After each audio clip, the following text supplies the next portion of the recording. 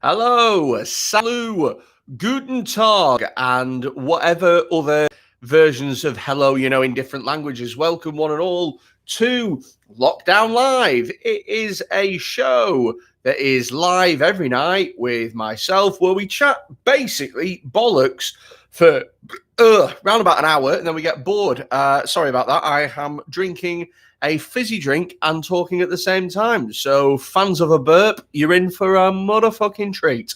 So, the question tonight, the question that is perhaps even on everyone's lips, would you say, is would you get a COVID-19 vaccine? As you may or may not know, you probably should know, actually, to be honest with you, because it's been on pretty much every single major news channel, and it's pretty big fucking news. Pfizer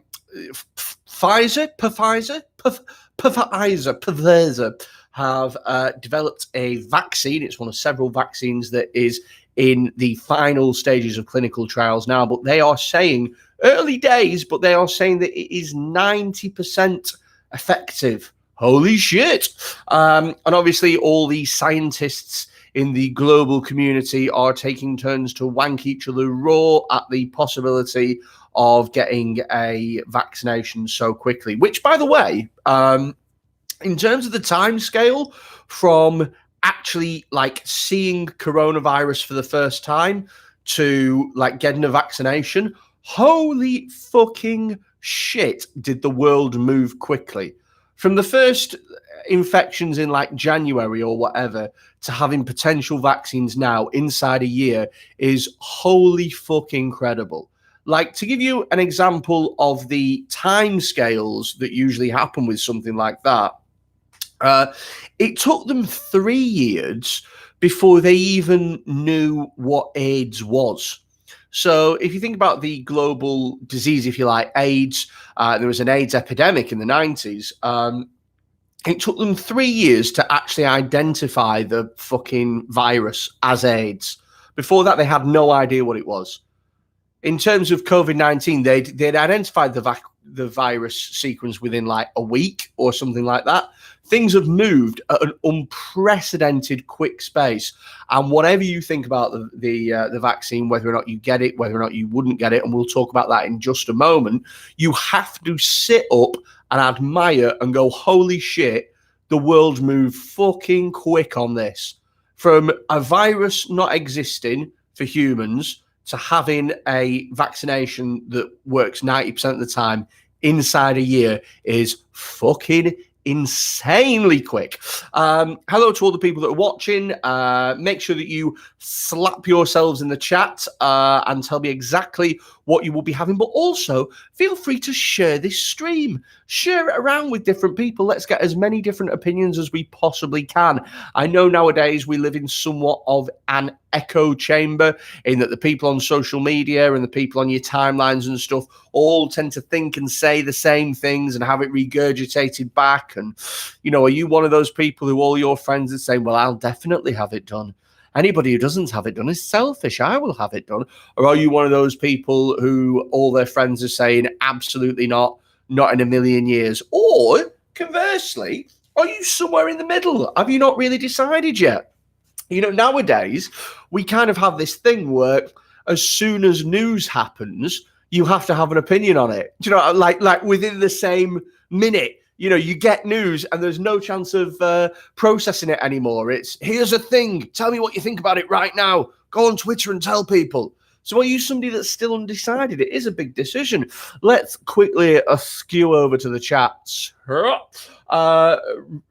says, holla, don't think I'll be having it. Why not, Rochelle? Why won't you be having it? What about it do you not like? Lol says, Allah Akbar. Not sure what that's got to do with anything, but I've got to say it's a lot less scary hearing those words in a chat room than it is on an aeroplane. DR says, I'm sat on the fence, to be honest with you. I think a lot of people will be sat on the fence, quite frankly. Here's where I'm at, to be honest. So, as you well know, I've got COVID-19. I've got it at the moment, and so naturally I won't need a vaccine because I've already got it. I'm already infected with it, and so I'll already have antibodies and shit like that. So I'm not going to get it because I don't need it. Will I be asking my friends and family and loved ones to get it? Absolutely not.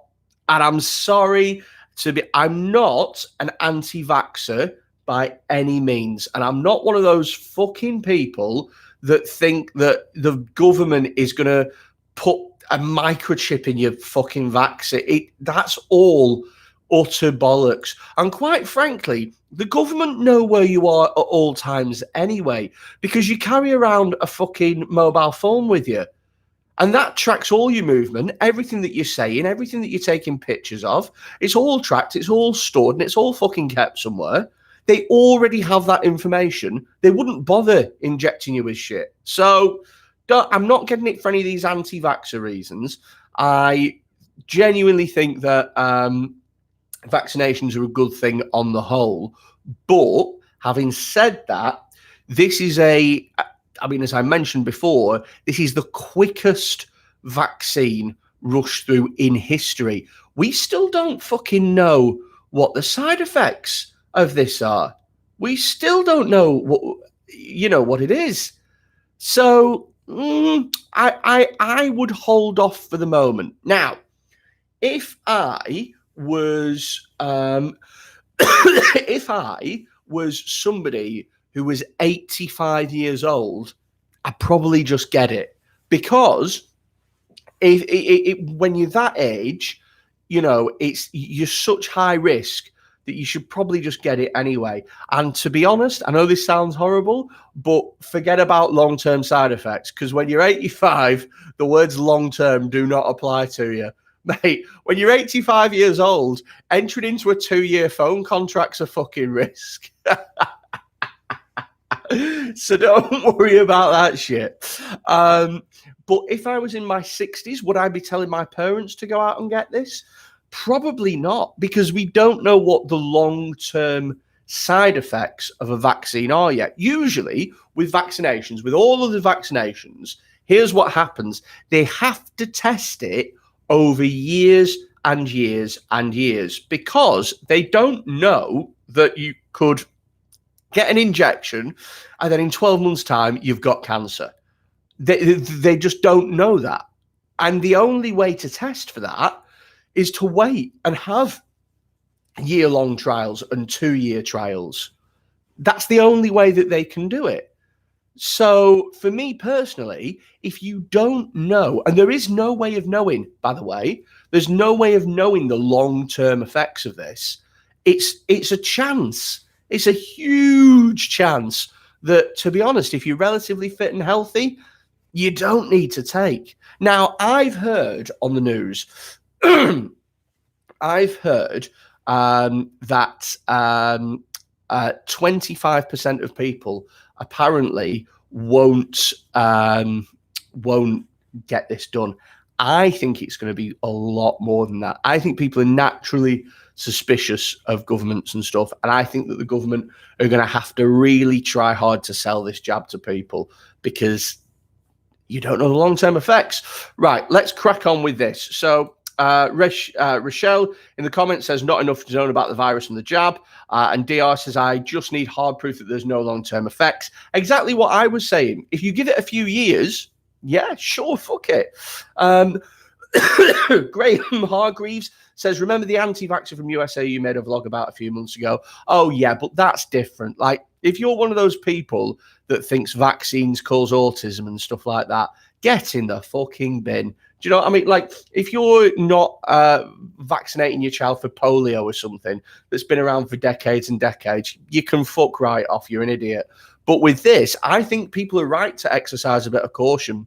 I think people are right to go, whoa, hold on a minute. We don't know the long-term effects of this, so I'm going to put myself to the back of the queue and let other people go first. DR says COVID was first discovered 17 years ago. Oh, I don't know anything about that. Hello to Yaroslav. Why are you even alive at 85? Rochelle says, apparently your antibodies will only be in your system for 3 months and then they go, so you may still need the jab.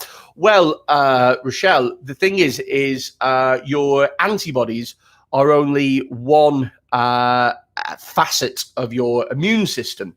So you have your antibodies, which come and go, but you have other things called T cells, and I believe as well P cells, maybe.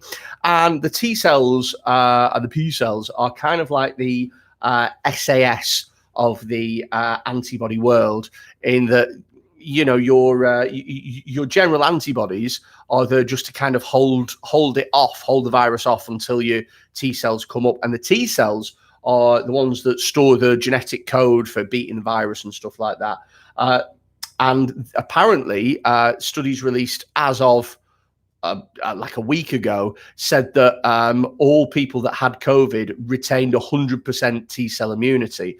So, and given that reinfection is very, very, very, very, very, very rare, it looks like, generally speaking, once you've had it, you've developed an immunity to it. But again, like anything else, it's always changing, and we're not sure what's happening. Let's see. What's your solution to the COVID for the COVID crisis? Says Lena. I think that's a really good question, Lena. I'm not sure. I'd like to hear what you have to say. What your solution is.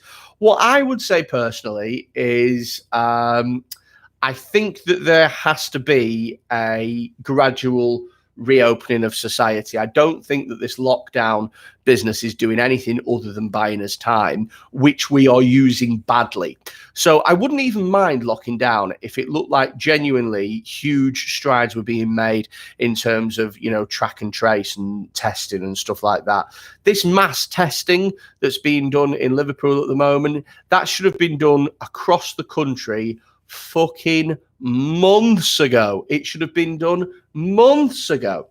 The thing, I don't know if you know, in China, they had a city that had an outbreak. Oh God, what was it called? It called something like Quengjin or something like that.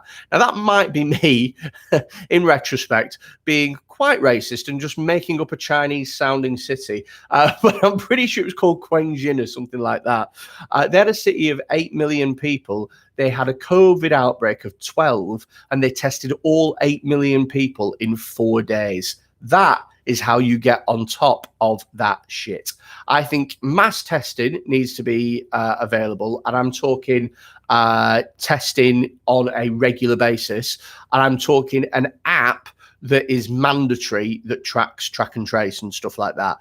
There's a thing that they do in China. Again, they have an app in China where you have basically on your phone, you have an app, and it's like a little, it goes either green or red. And if it goes green, then you're allowed to go out and you're allowed to go to the shops and you're allowed to go on the subway. And everywhere that you go, you have to scan this app to get in places, basically. And if it's green, scan, away you go. Now, if you come into contact with somebody, the app turns red and you have to isolate at home until it turns green again. And if you try and go out, if you try and go into a restaurant, or if you try and go into a pub or a bar or on public transport, and you show them the thing and it's red, they go, fuck off, get off. And then that's it. And so you have no other option. The problem is they made track and trace app mandatory, but also as well, they timed it at the same time as saying to people, oh, well, if you don't isolate, we'll give you £1,000 fine. And nobody likes the fucking stick approach of being told that if you don't do this, then bad things will happen. Fuck that shit, man. What they should be saying is, if you do this, then we will make sure that you get this much money. We will cover your bills. We will cover, all of your obligations and stuff like that, and make people want to do it out of the social good. Don't try and scare them into doing it. Now, I know that they do have a £500 COVID grant for people who are isolating, but as somebody who is isolating right now, I can tell you that that grant is fucking impossible to get. It's literally fucking impossible. Let's see. Let's have a read of the chat. Lol says, "Are you gay?" No, but if it makes you come quicker, then sure. And then we have somebody underneath who says, "How are you?" who is using symbols that I believe are Russian. I'm going to go ahead and try and pronounce your name. Biotnik 3 Pob. Biotnik Pub 3 Pub, lovely name. Thank you ever so much for having us. Make sure you subscribe to the channel and share it in whatever country that you are in, because I would fucking love to have more subscribers of whatever the hell country you come from. Yaroslav says there's also a break between the vaccines if you catch it within those 3 weeks. Oh yeah, because you have 2 vaccines, don't you? Yaroslav says Boris Lazarov is his name. Oh, cool. We've got a relative Russian speaker. Hello, Boris. Yes, mish. No, that's Borat, isn't it? That's not actually Russian. Okay, cool. I fucking wish I wasn't as stupid as I am. Lol says, any advice for new stand-up comedians? Yeah, you've picked a fucking dreadful time to start. During a pandemic where there's no gigs. Keep writing and keep getting stage time. Those are the 2 best things you can do. Yaroslav says Professor Carl Sikora on Twitter was talking a lot about T cells. Seems like it can be really useful. Yes, it does. The thing is again, I am somebody who is not an expert by any means, but I've been kind of reading up and following as I go and stuff like that. And it's been interesting being able to learn so much about, these you basically learn a lot about immunology and stuff just by reading different people's takes on it and stuff, who are professors and whatnot.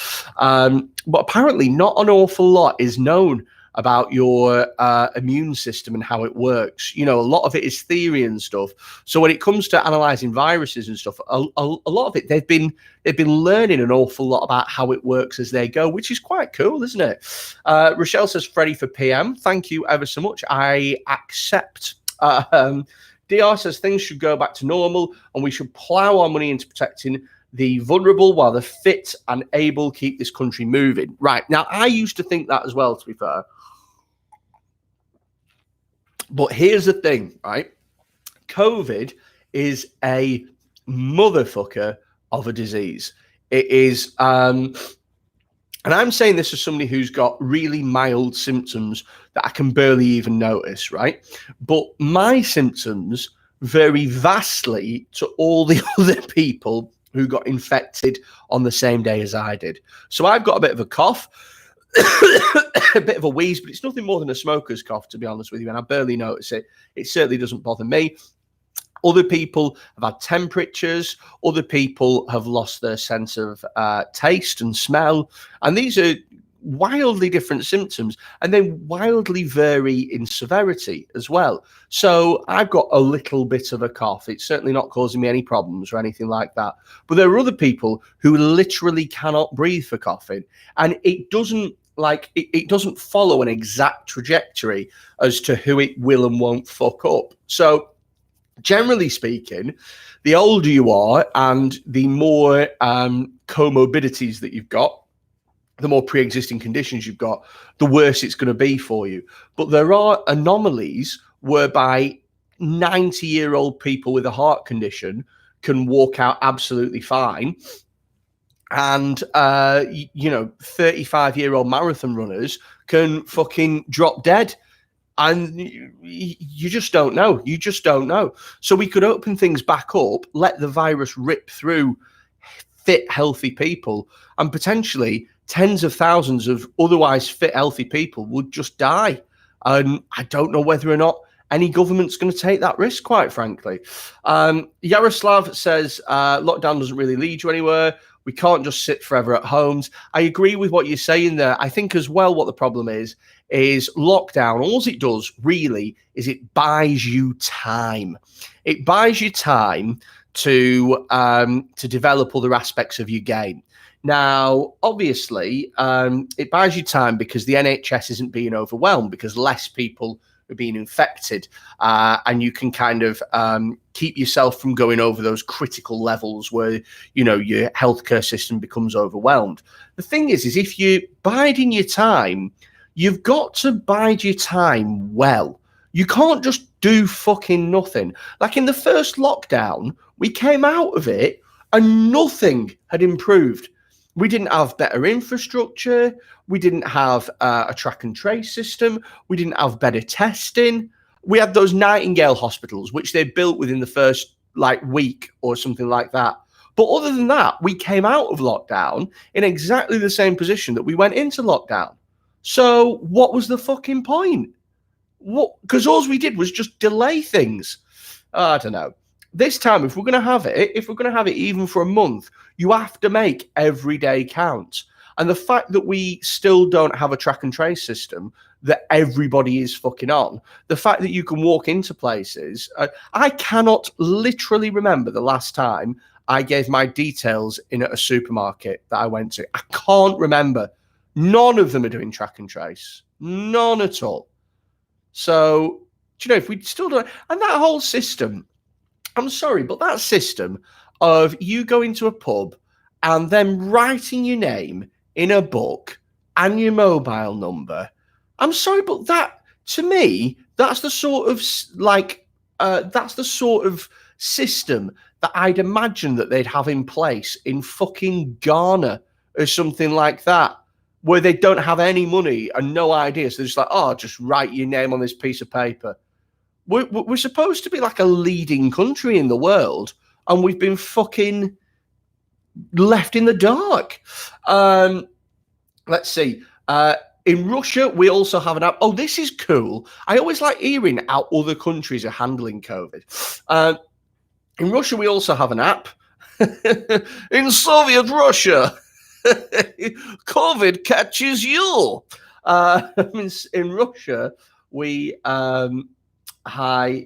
in Russia, we also have an app. If you have COVID, you need to stay at home, and the app checks your geolocation. You also need to take pictures from home like every 2 to 3 hours. No fucking way!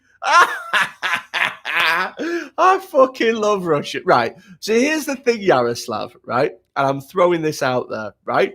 The reason that people agree in Russia is because Russia doesn't fuck about. You are pretty authoritative. If you piss off Putin, you're fucking done. I swear to God, I could walk up to Boris Johnson and slap my dick in his face, and he'd be like, oh, spiffing Vanta.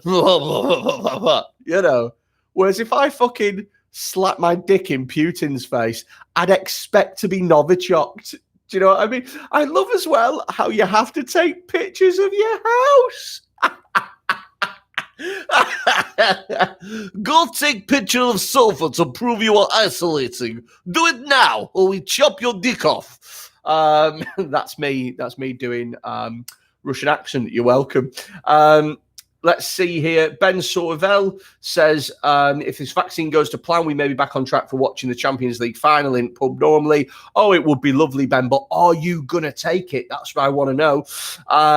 Are you going to take the vaccine, or are you going to fuck it off? Yaroslav says, it amazes me how they were building hospitals in China, making all the apps and stuff, and it was the matter of days. Here it takes ages, even with much less population. Yeah, I think part of the reason to that is because in those eastern cities, in those eastern countries, this isn't their first rodeo. Like, they fucking know what a virus can do. They've had SARS, they've had MERS, they've had bird flu.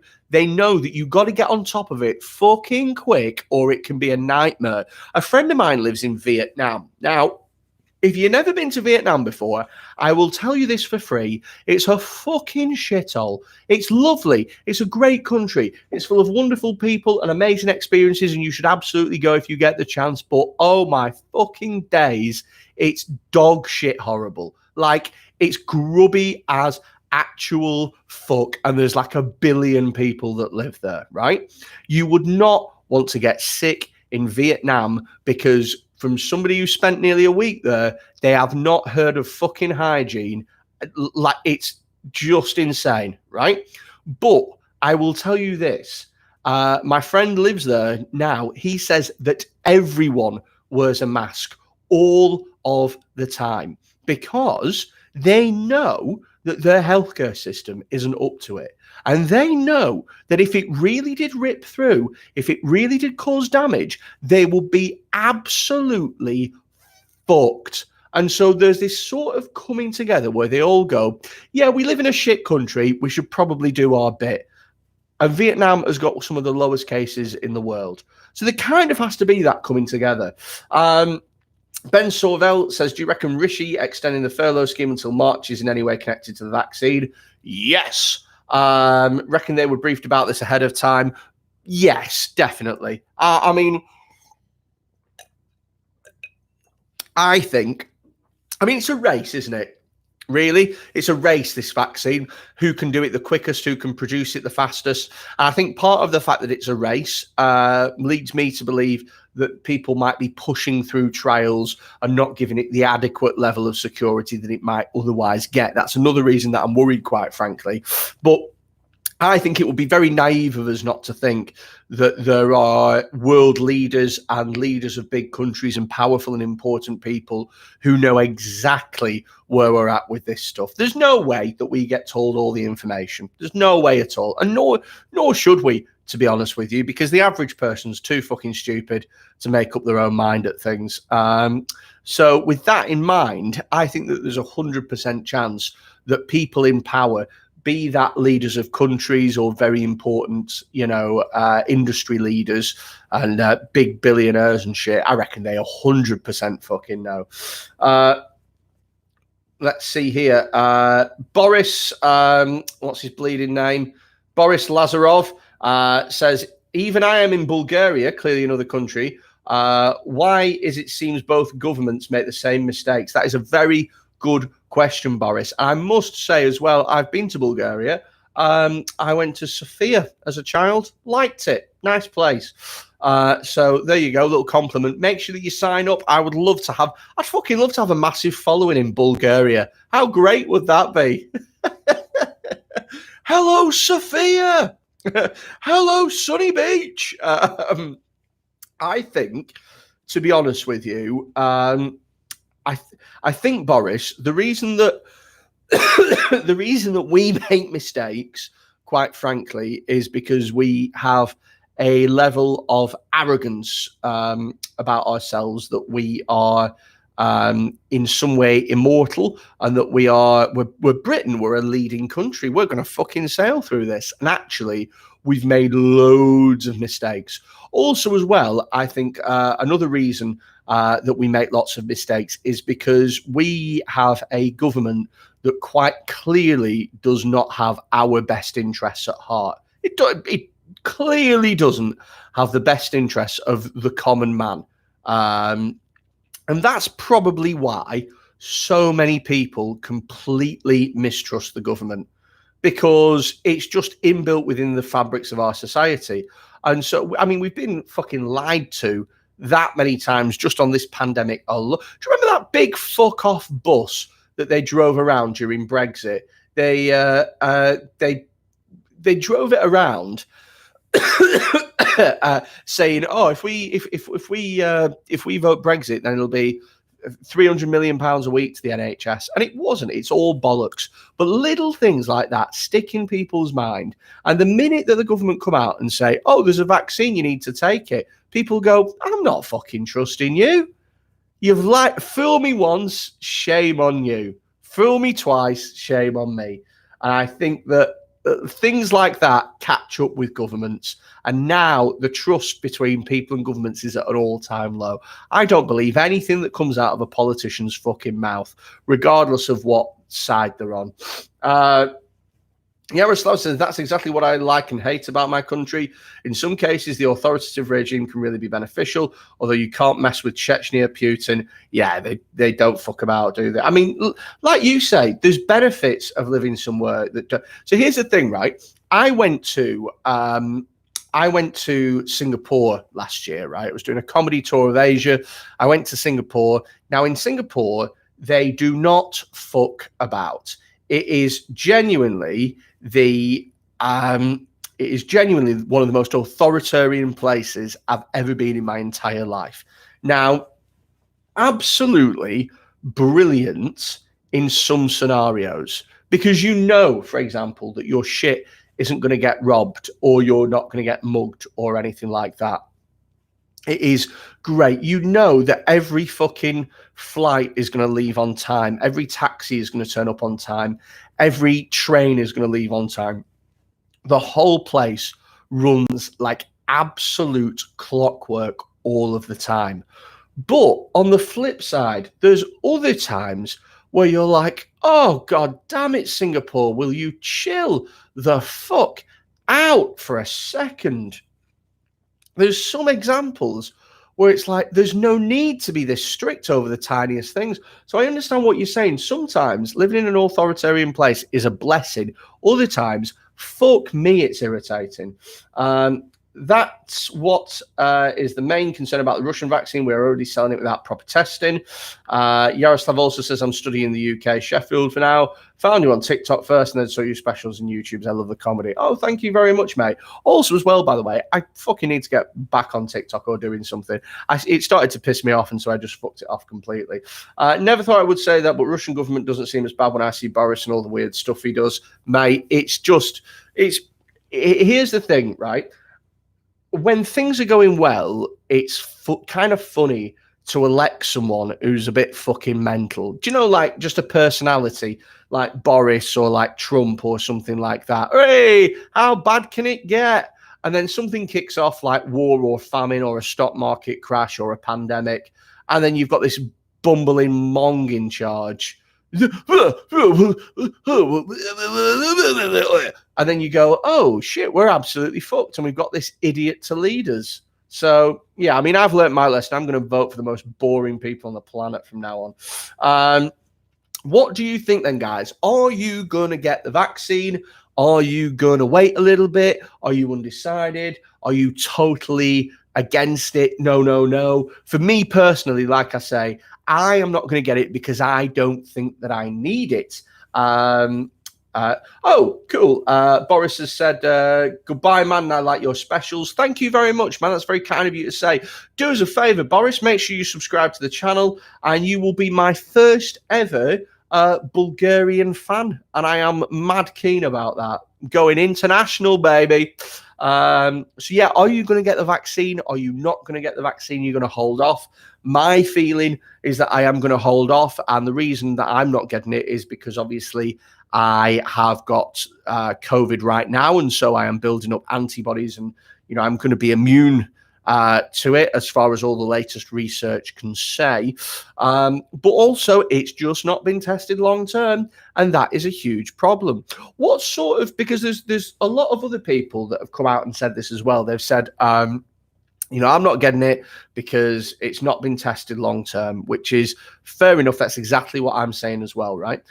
My question to you is, what sort of things would you have to see that would change your mind? Let me know in the comments. What would you have to see that would change your mind about this?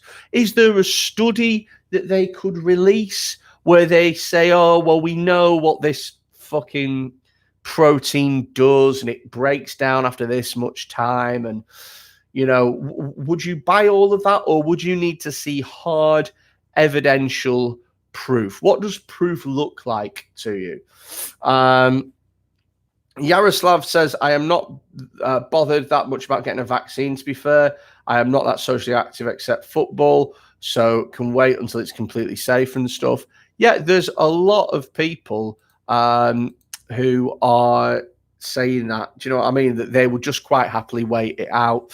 But if you were like in your 80s and stuff, you don't really have that much time on your side, really, do you, to wait it out? And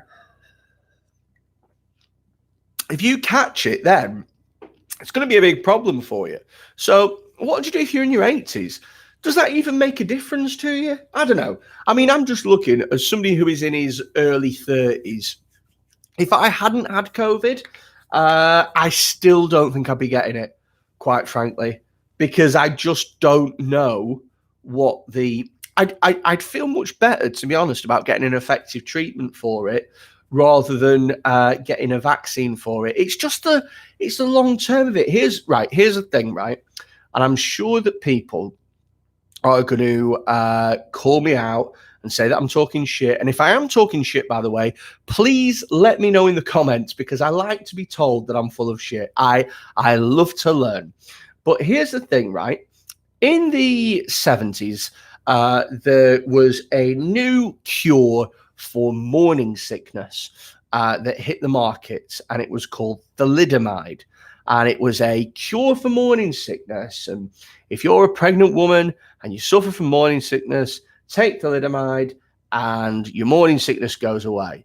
And loads of women in the 70s who were pregnant were like, holy fucking shit, this is great. I really don't like morning sickness, and now I've got a little pill that I can take and it will all go away. That sounds fucking marvelous, they said. And so they took this pill, thalidomide, and everything was great. It got rid of their morning sickness, hunky-dory. And then they would give birth to their children, and their children came out severely deformed in some cases. They came out with hands that were basically sort of like having no forearm, and so they just had like their hands started here, kind of like I mean, it sounds horrible, this, but they sort of look like little T-Rex arms. You know? I'm sorry. That's an awful thing to say. I would say I'm going to get loads of shit from people with thalidomide, but I honestly don't imagine that their hands are touching the keyboards. So I think I'm fine. Sorry, that's awful. But the point of it is that these women were told, oh, there's a completely safe pill here, and it absolutely works. And they took it, and it worked, but they didn't know the long-term side effects. I like reading the comments, and I like Lena a lot, because the thing is with Lena is I think it's a woman, maybe they, I don't know. She likes to offer an alternative opinion, and I like that. And Lena says, I don't know. The experts say to get it, but some comedian on the internet told me not to. No. honestly, I could not give a shit if you get it or you don't get it. It doesn't bother me. I'm only saying what I personally will do and the reasons for it. And I freely admit that I am not an expert. But the thing is if you are an expert, you can't come out and say, wait until there's long-term testing. You can't come out and say that because you'll be pillared in your scientific community. You're not allowed to say shit like that. But you have to admit, Lena, you have to admit that there have been issues with vaccines in the past, with them not being tested, or there have been issues, we should say, with cures for things in the past where they haven't been tested long term, or they haven't been properly developed, and that has led to problems down the line. There was an incident in America with a polio vaccine. And one of the companies that they used to manufacture the polio vaccine got it incredibly wrong and accidentally sent out live polio to people who then injected their kids with live polio, and 5 of them died and 100 of them became paralyzed. Give me a second and I'll find out exactly what it's called. American polio scandal. It was called the Cutter incident. There you go. So have a Google of the Cutter incident, and that is where a laboratory sent out live polio instead of the polio vaccine, and people injected it into kids, and 5 of them died, and like 100 became paralyzed. So there is a history of vaccinations and cures being given that haven't been properly tested, or that have been rushed through, or that haven't been administered properly, and have caused an awful lot of harm and damage. In fact, if you watch the briefing today, Professor Jonathan Van Tam, who is an expert, said that you can't ever get it right 100% of the time, and there will be mistakes. Well, fuck me. I'm not getting it then. Do you know what I mean? Surely. Like, I don't know. Look, I would have nothing against getting this vaccine if in 5 years' time, nobody had developed any problems, nobody had had any side effects, nobody had grown an extra head or the dick had fallen off or anything like that. Everything was just normal. You go, yeah, sure, fair enough. But you have to admit that given the fact that it's been rushed through, and given the fact that there's so much at stake, you have to be cautious that we do not know the long-term effects yet. And that's just me personally. Now, I'm trying to think about what I'm trying to think about what they could do that would make me change my mind on that. But other than seeing it for myself through the passage of time, I honestly don't know. And I think there will be a lot of people who feel quite similar. Don't get me wrong. If you are somebody who is elderly or vulnerable or who has comorbidities, you should be at the front of that queue for that vaccine, and you should absolutely be getting it, because for you, COVID is probably lethal. But if you're fit and healthy, then COVID is probably going to be a bit of an illness, something quite nasty that you don't want. But it's not going to end your life. I don't know. If you think otherwise, by the way, like Lena does and stuff, good for you. Tell me in the comments. I like to hear other people's point of opinions. I'm not one of those people who's, oh my God, you think differently to me? Oh my God, you think differently to me, and I'm triggered, and so therefore I never want to see you or speak to you again. I like hearing other people's point of view. And for the record, I am pro-vaccine. I'm not an anti-vaxxer or something like that. I just genuinely believe that on this particular instance, the vaccine has been rushed through too quickly, and we don't know the long-term side effects. And for that, for me, makes it a big worry. Let's see. Yaroslav says you can't be 100% sure about anything, though. No, you can't. But there's some things that you can be an awful lot more certain about than other things. For example, if I take 2 paracetamol, I am pretty sure that it's going to get rid of my headache, and I'm pretty sure that I'm not going to wake up not being able to use my legs or something like that. I'm not 100%, but I 99.99999999999. Similarly speaking, if I drink bleach, I'm pretty sure that I'm going to end up in hospital. I'm not going to fucking gain superpowers all the time. Do you know what I mean? I'm not going to gain superpowers and be able to fight crime. It's domestos, boy. No, not going to happen. I can't be 100%. Maybe it will, but I'm not going to take the chance.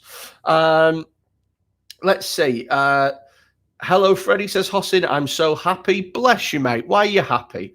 Tell me why. Rochelle says, I love the way you talk, Freddie. Could listen to you all night, even with COVID. In fact, you're funnier with COVID. I don't quite know how to take that, quite frankly. You're funnier when you're sick. One says 60% of the time works every time. I don't know what that is in reference to. Please enlighten me.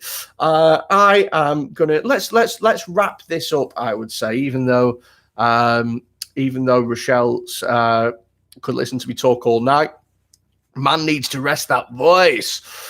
So what are we saying with regards to this? Are you going to get it or are you not going to get it? Why? Let me know in the live chat, but also as well, if you're watching this in the future, if you're watching this and it's not a live chat, let me know in the comments. I still read the comments. Are you going to get the vaccine? Are you not going to get the vaccine, and why? It was from Anchorman. 6% of the time works every time. Okay, I'm with you. I've only watched Anchorman once or twice, and I'm sort of, all over the place with it. I kind of like it, but I'm not really good enough to be able to quote it. Rochelle says, I'd wait, and I'm making my son wait. Yaroslav says 70% don't get it, 30% get it. Yeah, maybe. Like I say, I think it's for each individual to work out for themselves. And I think that if you are fairly young and you are not high risk, maybe it's worth waiting to see if there are any complications. But if you are somebody vulnerable, somebody who, if you caught COVID, it would fuck you up, then it probably makes sense just to get it and just to take the chance, as it were. And obviously those people will say, well, why should we be the guinea pigs? Why should we be the ones that have to take a chance? Well, it's because if it gets you, then it'll fucking kill you. So you're the ones that's most at risk. Sorry, I know that it sucks, but that's the way that shit is. They still shouldn't have to take it. I don't think anyone should be made to take the vaccine. I think that it's got to always got to be people's own choice. Unless you want to do the authoritarian approach and really sort of get it under control. But, I think it's got to be people's own, something like that. I think something like a test and trace app, I'm sorry, but if an app's installed on your phone and, it tracks you to stop COVID, then that app isn't going to it's not going to change your day. Do you know what I mean? If you're that arsed, don't have a phone. If you're that fucking bothered.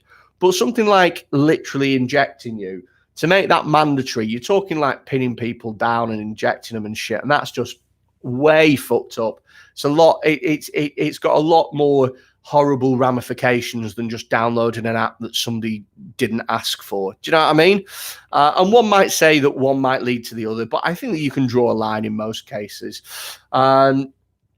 So, yeah, I think that most people have said that they're going to wait on this one, which is odd because, like I say, I'm being told, or at least they said it in the news briefing today, that only 25% of people wouldn't get it done. I think it's way higher than that, personally. Gareth Stanley says the mass testing here in Liverpool is going well, apparently. They won't be able to make vaccines mandatory. Right. So listen to this, the mass testing thing. So Mayor of Liverpool, Joe Anderson, chippy tits, went on TV today, and he said that since Friday, Liverpool had tested 26,000 people, which, by the way, is impressive as shit. That's a lot of testing to do in just a couple of days, okay? Guess what percent were positive for COVID-19? Have a guess. Go wild. Let your imagination flow. What do you think might be 2%, 5%, 10%? Less than 5,000 out of 26,000. So that's what, like 20%? 0.6% tested positive. So 99.4% were negative tests. And bearing in mind that there is a false positive variance, it's probably even less than 0.6% of people that actually got tested had COVID. And that is in Liverpool, which is supposedly the epicenter of the crisis. It was 0.6%. 99.4% of people fine. Isn't that amazing? It's fucking amazing, that, lad. You'd think it'd be way more than that. Yaroslav says, how do they actually make those mass testings come into each and every home? No. What they do is they set up big old fucking testing sites. So they took over, for example, Anfield Football Club, and that was a testing site. And then they had loads of other big testing sites throughout the city. And then they also sent testing kits home as well. So it was a combined effort between sending testing kits out to people who then swab themselves and then send them back, and setting up lots of big, easily accessible testing sites within the city. And they have basically sort of said, we're not physically going to make you test, but you kind of have to test. And that's how they went about doing it. And like I say, 99.4% was negative, which is fucking huge. Let's see here. So yeah, that's. I mean, Gareth is mentioning that London cases have dropped. Yeah, I mean, I think almost everywhere has dropped, really. But that's the thing, isn't it? It peaks for a little bit and then it just drops off completely. Oh, here's another thing that I'll tell you very quickly. So I know I was going to go, but I'm going to tell you this as well, right? The current track and trace system that we have, and I know because I've been tested positive for COVID-19. So at the moment, I am in the process of this track and trace business, right? The current track and trace thing that we have is a fucking joke. And I'll tell you for why, right? So I don't have the app. I'm not getting the app. I don't like the idea of being fined £1,000. Nah. So I didn't have the app, right? I tested positive on the 1st. I have been messaged. I think I was messaged by the NHS. I've been messaged every single day, and today I was messaged about 6 times by the NHS. And yesterday I think I was messaged 5 or 6. They're honestly sending me 5 or 6 text messages a day saying, keep isolating. Remember that you've got to keep isolating. Fucking silly. I had a phone call from a woman today to say that somebody had tested positive and they'd put me down as a contact. And so they were ringing me up. And I was like, yeah. I said, I tested positive and I put them down as a contact and they tested positive and they've put me down as a contact. So I'm the reason that they've got it. And she was like, right, well, we still need to go through the test and trace thing. I said, for what reason? I said, the minute that I have put, the minute that I got infected, I went online and I filled the whole thing out. And she was like, well, we still need to go through it. I was like, right, fine. And I literally told the exact same details to that person. It's stupid. It's so silly. The systems aren't talking to each other. So if I say that I've got COVID, then it logs it. You've got COVID, like that. And then if I say, oh, my friend John, I was in contact with him, and then John's got COVID, like that. And then if John says he was in contact with me, it doesn't link back and go, oh, he's already done. It sets up a new line. And so what seems to have happened is that a few of my contacts, more than one, have said that I've said that they were in contact with me. And even though I was the first one to register having coronavirus, testing positive, I'm being contacted by, it seems to be 4 or 5 or 6 different lines, rather than it just referencing and going, oh, we've already got Freddie Quinn on the system and we've had him within this 2-week date range. It's clearly all relates back to that. We're not going to get in touch with him. They're all being in touch, and there's no way for me to stop it either. I spoke to that person today and I was like, can you make sure that nobody else rings me and demands to have to speak to me about track and trace? I've already given you my details twice now. I'm not doing it again. And she was like, I can't guarantee it. I was like, well, what's the fucking point? Am I going to have to keep getting fucking messages and stuff through for days and days and days? And it's not even interesting messages. I'll read it out to you, right? All it is, the message that they give is the most patronizing messages. So here's one. Dear Freddie, it's been 3 days since your positive COVID-19 test result. Please continue to isolate for 10 days from onset of symptoms or from the day of your test if you didn't have any symptoms. The last stretch will protect others in the NHS. Sign up for daily tips on getting through NHS 111. Household members must stay at home for 14 days from the day of your test, even if they don't have symptoms. If they develop symptoms, they need to stay home for 10 days from onset of symptoms. You can return to work on day 11 if you've not had a fever in 48 hours, even if you still have a cough. Contact your employer before returning to work. Care home staff/residents, please follow specific advice for care homes. If your condition worsens, go to NHS 111 or call NHS 111. Now, that seems like a helpful thing, but bear in mind, they messaged me so here's a message that they sent. They sent that message on 13:35 today, and then the other one that they sent today. So here's another one that they sent today.